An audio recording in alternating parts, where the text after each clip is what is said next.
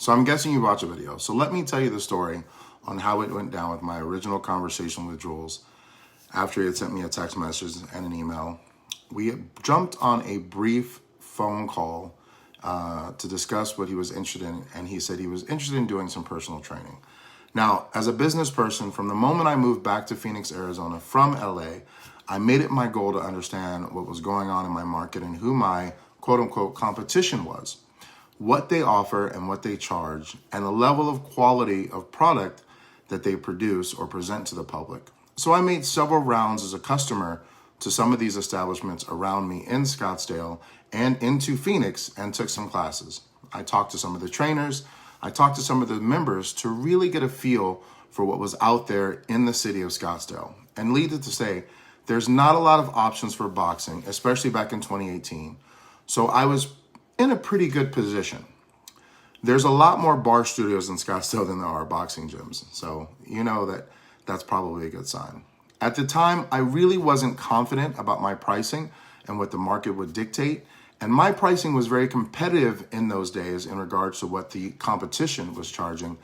Now, coming from LA, where a private session in the gym would run anywhere between $125 and $150, and an in-home one-on-one session would run anywhere between $200 to $225, coming to Scottsdale, I really had to adjust my pricing. I really had to adjust my views on what I could charge, on what people will be willing to pay. And I can tell you that in the last 5, almost 6 years of being here, I'm no longer playing that game.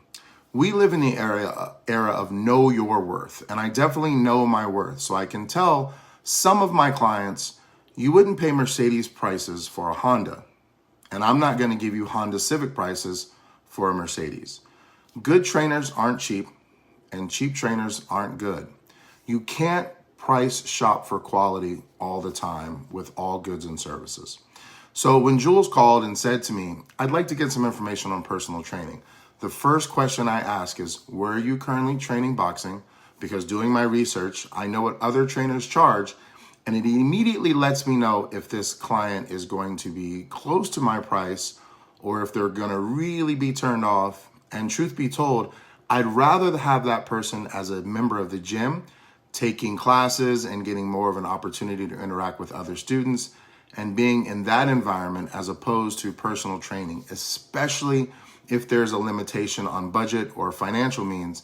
I want to make my classes and our training available, but I also don't want to discount the experience and the product we provide. So Jules tells me where he's training, and not naming names, I automatically know there that trainer charges more than half of what I charge per session for private training. So I automatically know if I just told Jules how much I charge, he would just say, appreciate it, let me think about it. Or he'd just say, hey, that's too much for me. And I wouldn't hear from him again. And then I would probably lose that opportunity to work with someone when there are definitely other options. So we have small group training now. We're moving to a new facility, and we're going to continue the small group training, medium group training with classes of a maximum size of 12. You know, this allows trainers to have more one-on-one time with each client. It allows the clients to also really get to learn boxing the way it's meant to be taught, and, you know, not diluted for the masses, so they're teaching a class to the middle. I truly want to teach a class where beginners and advanced students can work and be pushed and benefit. And in my 14 years of dedicated group training experience as a trainer, not just a member, the more people you have in class, the harder it is to really deliver a quality product.